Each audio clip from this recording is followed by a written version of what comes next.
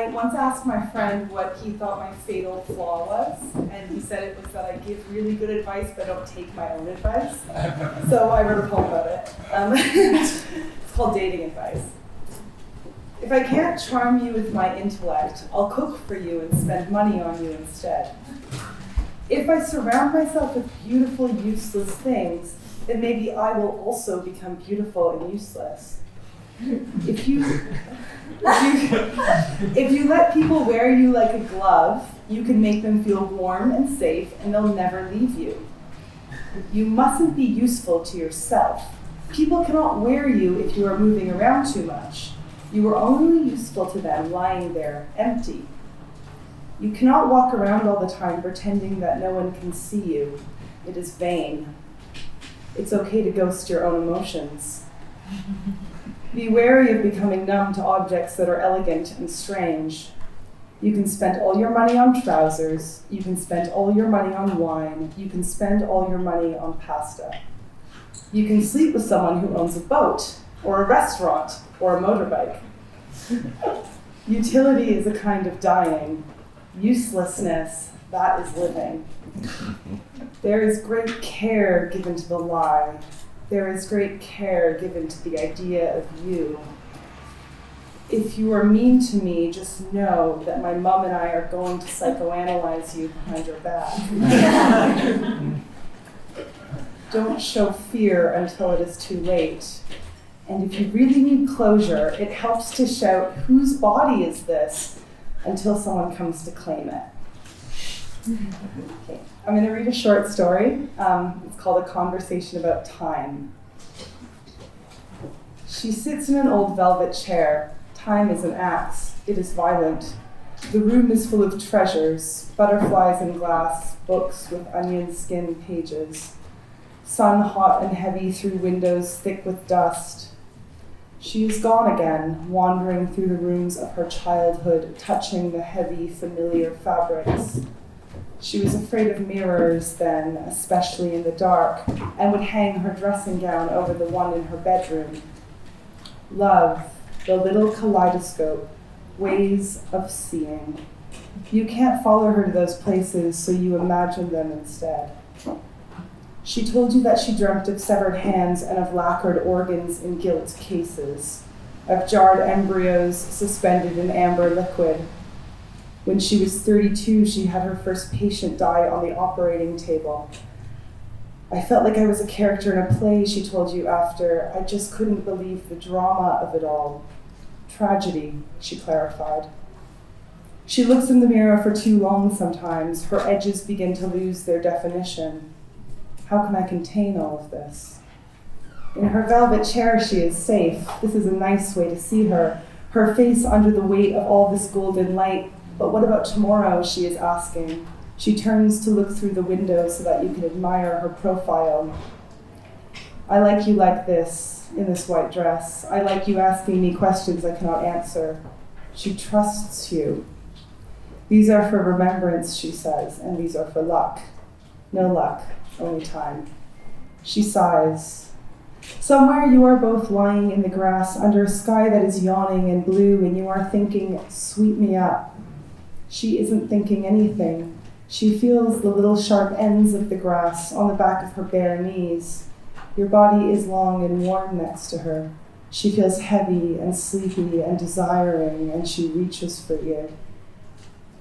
It is not the happiness that you begin to miss. It is the lack of need. When you thought sweep me up, you thought that would mean disintegration, diffusion. You were wrong. What you meant was you didn't want any space between you and her anymore. Pay attention, she says. She is holding something in both hands. What is it? Does it matter? No, she is saying, but not looking at you. These things are important. Look at them. They are just as real as us. You forget to pay attention. Many things pass around you. You forget lots of birthdays. But in all the space around you, you remember the things she said. She is gone now, and even in your memories of her, she is less real. One moment you are thinking of her so clearly, and then she is gone somewhere you can't follow. Everything is inside me, you remind yourself, in many different places, under many different phases of light. It cannot be taken away. And in you, too, are there the possibilities of this future that you never got to know. I don't want children, she says. I feel uninterested in biological need. You can picture the room with the velvet chairs so clearly. Her father had been an anxious man. He had stayed indoors most of the time. There was something of the child suspended in him still. He had never outgrown his night terrors. In him was the terrible need for a comfort that he would never receive. He was gentle, like a mute in a fairy tale. Her mother had been cold. Maybe I was not meant to be a mother, she had said once to her when she was only 10 and had misbehaved in some innocuous, typical way. The terrible impact of those words spilling like a violet shade over the past and the future. I was born to a mother who did not want to be a mother, so what does that make me? At her mother's funeral, she holds your hand and you stand huddled around the grave under umbrellas like a scene in a film. Eventually, the rain gives way to buttery, chilly sunlight. She turns to you and says against your shoulder, oh my God, I never loved her. Sometimes you fight. How can I love you if no one ever has before, you say to her. Oh, who cares about love, she says. Today I held a human heart in my hand and I felt it beat and I thought for half of a second of closing my hand around it as tightly as I could. Who cares about this made-up language? You both enjoy hurting each other. You recognize this impulse, but you forgive each other quickly. You hold her. She says to you in a quiet moment, if we do not take care of each other, no one else will. But this isn't true, not for you. You want to believe it so badly, that there is nothing outside the two of you, that the world has never felt unkind to you. There are places you don't want to follow her to. You can see them. She gets a look in her eye, deep and faded like a scar. You see her waiting at the bus stop around the corner from your house. She's wearing a puffy coat, a scarf. Her arms are crossed in front of her. You look at her and then look away quickly. This is the first time you have ever seen her. Something moves inside you. This person will be important to me, you think.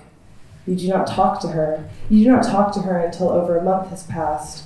You've seen her at the same bus stop several times. You've seen her at the cafe. You've seen her at the gym.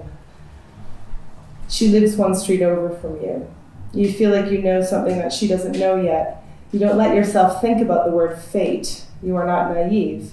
But you feel all its abstractions. Did she feel it too? You never find out, but when you finally speak to her, standing next to her at the cafe, waiting for your drinks, and you say hi, and she looks at you and smiles and says hi, you feel like you've known her already for a very long time.